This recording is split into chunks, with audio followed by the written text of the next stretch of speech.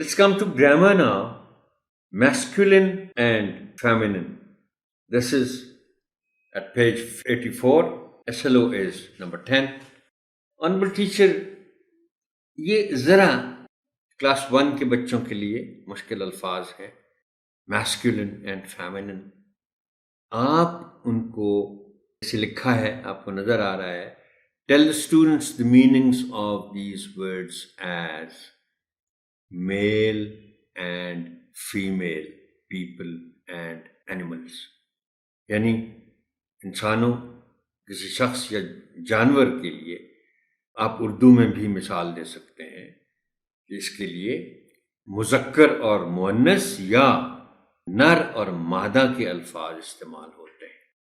اور برسبیل تذکرہ honourable teacher میں آپ کو بتاتا چلوں کہ لفظ مادہ جو ہے اس میں دال پر شد نہیں ہوتی, چونکہ شد کے ساتھ لفظ مادہ ایک الگ لفظ ہے جو میٹر کے لیے استعمال ہوتا ہے, مٹیریل کے لیے استعمال ہوتا ہے. سو میل اینڈ فیمیل, نر اور مادہ.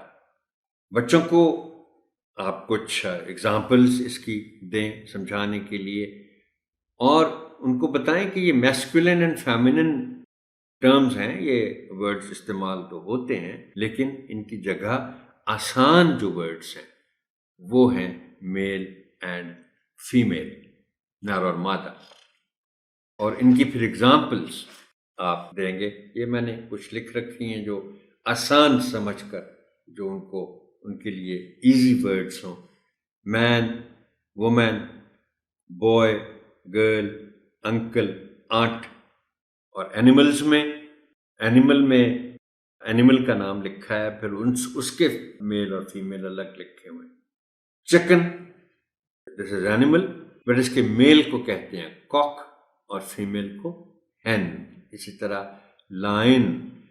آنریبل ٹیچر میں یہ پڑھ اس لیے رہا ہوں کہ اس میں سے کچھ ورڈز کے جو پروننسیشنز ہیں وہ میں آپ کے ساتھ شیئر کر لوں اور آپ بچوں کو تاکید کے ساتھ بتا سکیں کہ یہ کریکٹ پروننسیشنز کیا ہیں.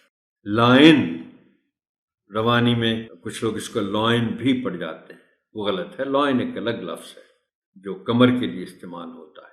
لائن, اب اس کو میل کو لائن کہتے ہیں اور فیمیل کو lions. Cat, tom and queen, king, queen, father, mother, hero, heroine. Giraffe, bull and cow. Dog, male is dog and female is bitch.